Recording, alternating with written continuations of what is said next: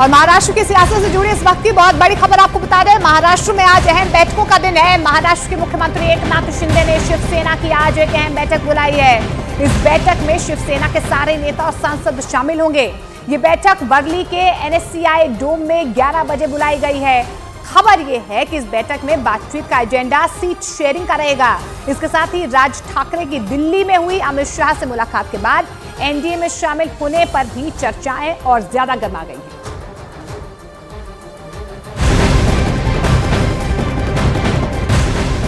और इस बीच महाराष्ट्र की सियासत से जुड़ी एक और बड़ी खबर आ रही है। एनडीए में शामिल होने से पहले राज ठाकरे ने MNS नेताओं की अहम बैठक भी बुलाई है। इस बैठक में दिल्ली दौरे के दौरान गृह मंत्री अमित शाह के साथ बैठक में हुई बातचीत को लेकर राज ठाकरे अपने सभी नेताओं से चर्चा करेंगे।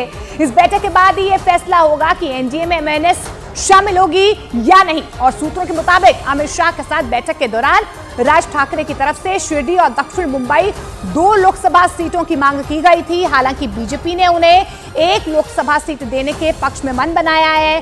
सूत्रों का यह भी दावा है कि अगर राज ठाकरे की पार्टी एनडीए में शामिल होती है तो दक्षिण मुंबई लोकसभा सीट से उसका उम्मीदवार चुनावी मैदान में महायुति की तरफ से चुनाव लड़ सकता है।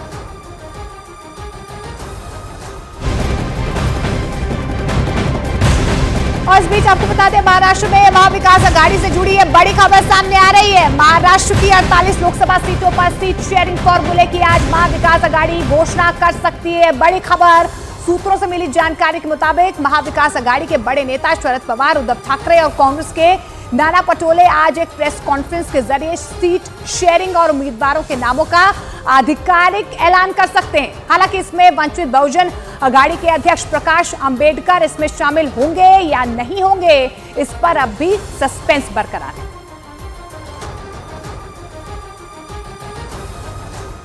अभी हमने महाराष्ट्र की कम से कम 19 सीट पे डिस्कशन किया है। कम से कम 12th जगह पे हम लोगों का ये फाइनलाइज हुआ है। और कल हमारी सुबह शरद पवार जी और उद्धव ठाकरे जी से मीटिंग है। कल वो वहाँ पे और एक डिस्कशन बचा है, उसमें फाइनल होगा। और कल हमारी ये सभी सीटों पे कल या परसों डिक्लेयर हो जाएगा।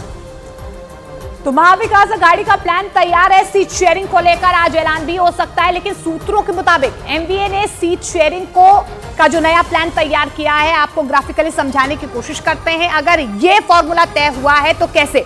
तो शिवसेना के उद्धव गुट को 23, कांग्रेस को 15, शरद गुट को 6, प्रकाश अंबेडकर अगर आते हैं या नहीं आते हैं, इस पर सस्पेंस बरकरार है।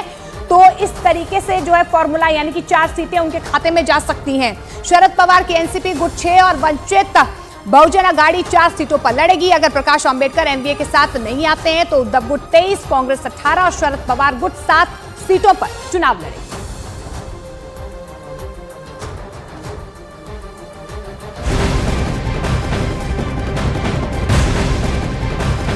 अजमेर सूत्रों के हवाले से खबर आ रही है कि कांग्रेस ने लोकसभा चुनावों के लिए अपने कई उम्मीदवारों के नामों पर हरी झंडी दे दी है। इन नामों का ऐलान कभी भी हो सकता है।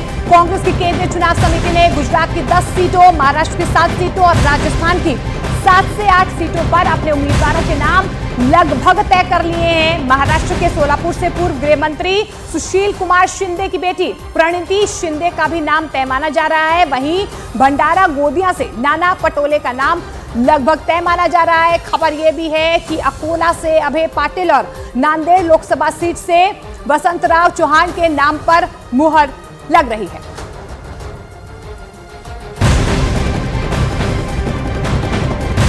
और बड़ी खबर आ रही है राजस्थान कांग्रेस से जुड़ी, इस वक्त की बहुत बड़ी खबर। कांग्रेस की केंद्रीय चुनाव समिति ने राजस्थान में 7 सीटों पर उम्मीदवार तय कर दिए हैं। अधिकतर नए चेहरों पर दांव खेला जा रहा है। तय किए गए नामों की घोषणा अगले 1 से 2 दिनों में हो सकती है।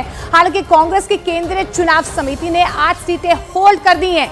इनमें से 3 सीटों पर फैसला गठबंधन कमेटी करेगी, यानी कि सीटें गठबंधन के लिए छोड़ी जा रही हैं। राजस्थान में 25 लोकसभा सीटें हैं। कांग्रेस 10 सीटों पर उम्मीदवार पहले ही घोषित कर चुकी है और माना यही जा रहा है कि 7 सीटों पर प्रत्याशियों की घोषणा कांग्रेस किसी भी वक्त कर सकती है। सीटों पर चर्चा हो गई है, अधिकांश पर फैसला भी ले लिया गया है, लेकिन जो अंतिम घोषणा है वो एआईसीसी करेगी। ये हमारी परिपाटी है। लेकिन अच्छी बात यह है कि अच्छे लोगों का चयन किया गया है, जो निर्विवाद हों और जिनकी छवि अच्छी हो, जो ग्रास रूट्स पे काम करते हैं। 10 हम लोग अधिकृत अपनी घोषणा कर चुके हैं। जो बाकी 15 सीटें हैं उसमें बहुत जल्द AICC का निर्णय आएगा और फाइनल लिस्ट निकल जाएगी, लेकिन सब पे चर्चा हुई हमारी।